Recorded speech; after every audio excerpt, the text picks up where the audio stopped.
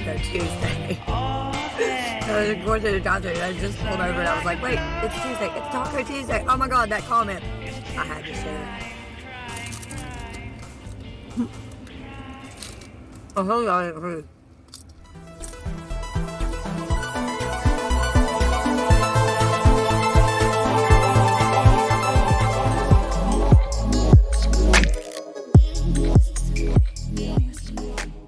It's like, it just told me that my SD card was full, so it's going to switch to internal storage.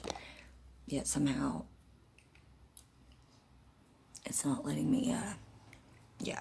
Anyways, that's totally besides the point.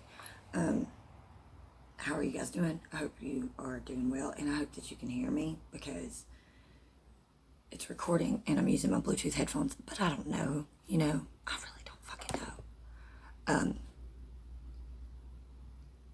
What I do want to talk to you guys about, though, is a couple of things. Actually, a couple of things. One of them being true crime stuff.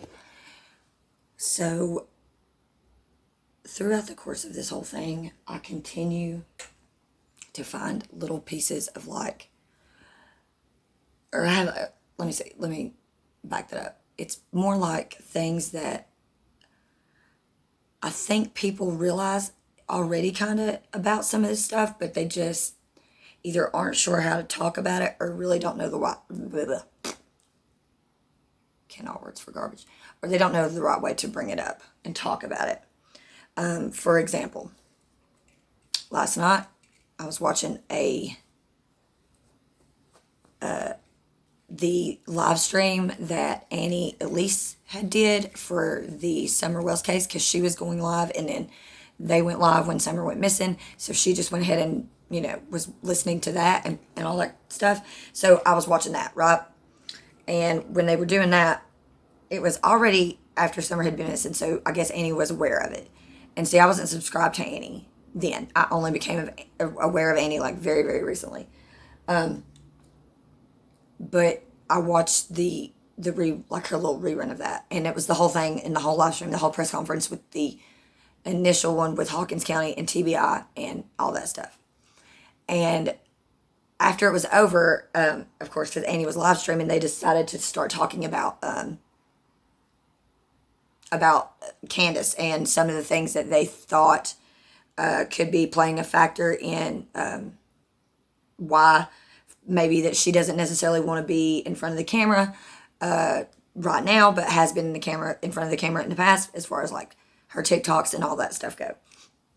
And this is something that like me and my friend had already kind of like come to the conclusion of, but we just really didn't know how to go about addressing it. And I also, I knew that there was some sort of like impairment. Hold on, let me get shut my door just for sound.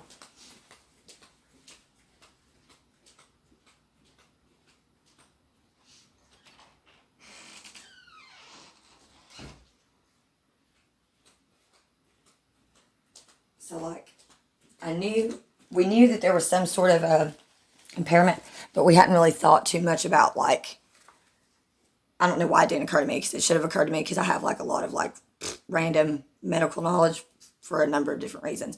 I don't know why fetal alcohol, but again, I don't know why fetal alcohol syndrome had not occurred to me sooner. But yeah, that's a very real possibility, and I could see why that's a very real possibility. I also noticed a couple of things that these two cases that I've been following, one of which I only recently started following, and then decided to extensively be following and going back and rewatching multiple times videos and interviews with this particular case. And to the people that are saying that there's no similarities, you're wrong. Not only are there a lot of similarities, there's a lot of similar red flags between these two cases, and it's almost like a triangulation between three specific states, a particular religious group, and all of these things that keep reoccurring, and not just with these two cases, but the things that I'm talking about are common with these two cases, but they extend outside of these two cases. And then they all keep coming back in the same thing, same loop over and over and over. And it's pretty heavy shit when you think about it, because it has to do with kids, and kids that are missing, and kids that are still missing, and kids that we literally have no idea where they are and what the fuck is going on. And the reason why I say it like that is because that just yesterday, of course, I'm sure many of you seen that, the little girl, baby Holly, who's been missing for literally 40 something years, alive and well.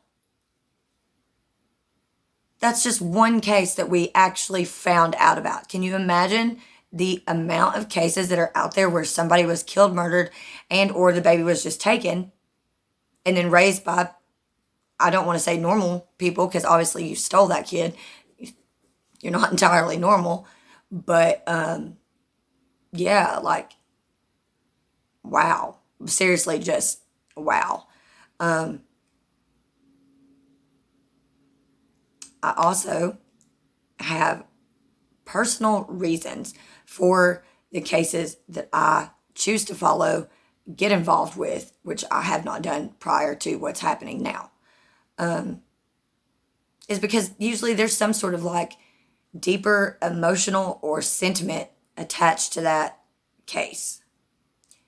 A lot of the reason why I care so much about these cases, especially with kids that are missing, and especially with kids that are missing and the parents end up being very sus, is because it angers me that I have been through the stuff I've been through, and so very much wanted my son who passed away, wanted more than anything to be a mom to him.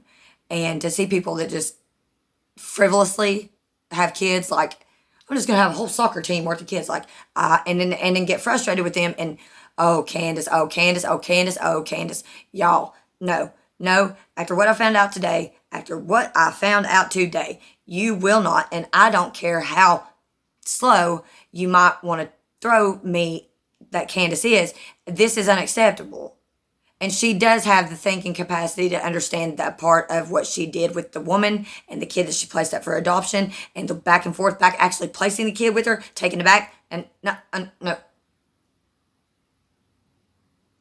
And there's other creators out there that I'm sure will sit on the same side of the fence with me when it comes to that.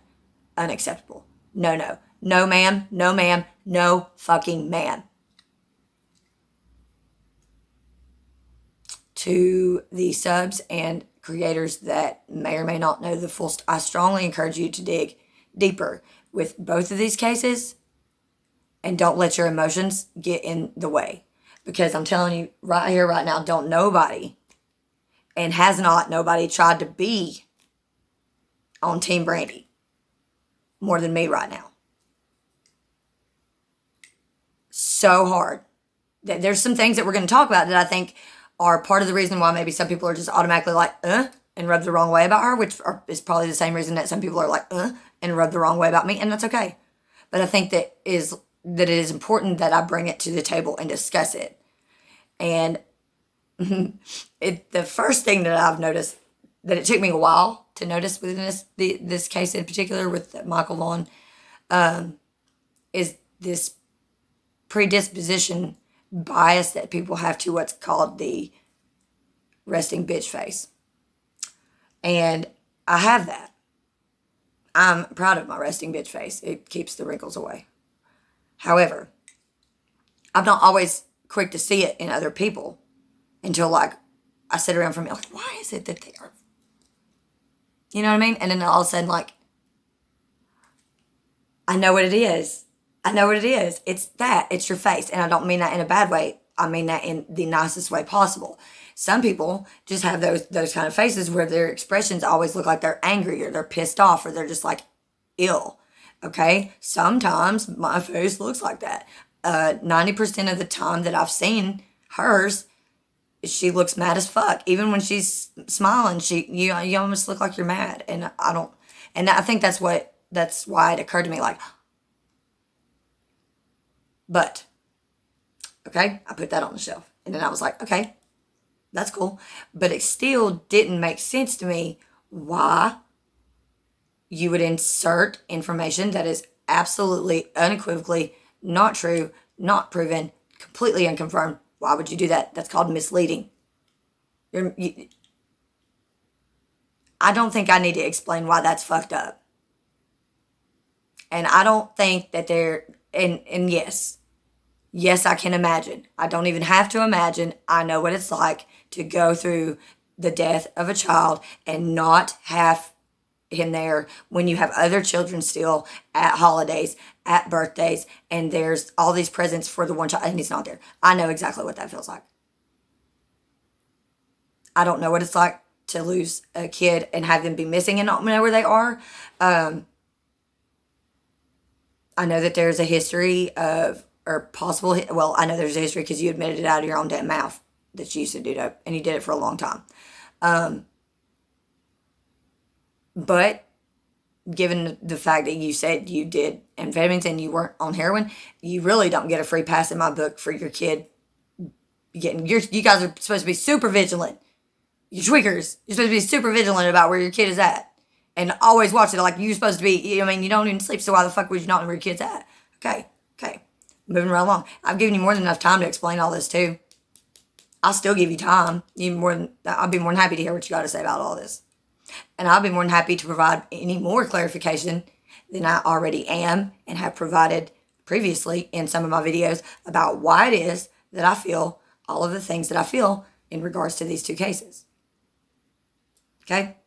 The Summer Wells case got a little bit more personal with me yesterday when I found out that Dawn Wells III, which is the junior that has the charge that everybody keeps talking about, his birthday, y'all know what it is. It's December 6th of 1986.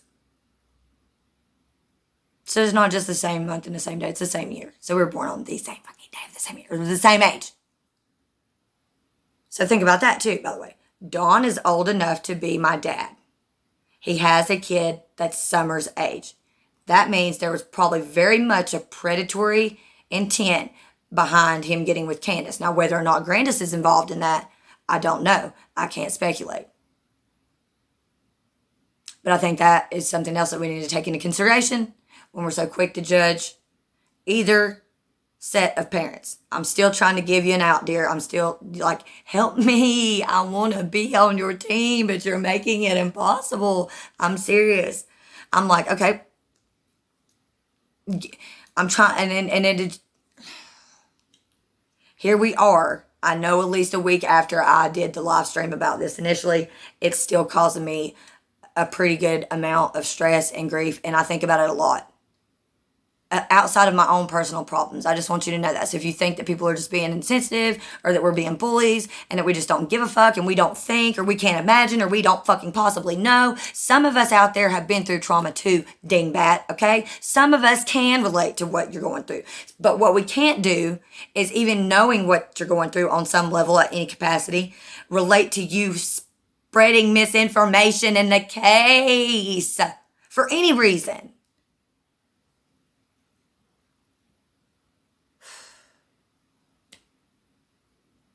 Now I got to go see what the hell's going on because I saw that I got a notification about Harsh. I'm late. I got to go see what that's about because she's got me even in a bigger pickle because I'm friends with both for the third time. 3 strikes you're out, Emma. So I'm going to wrap it up. 2 creators, each sitting on one side of the fence or the other in regards to that particular case we're speaking upon now. I'm directly in the middle because I can see why things would be the way they are.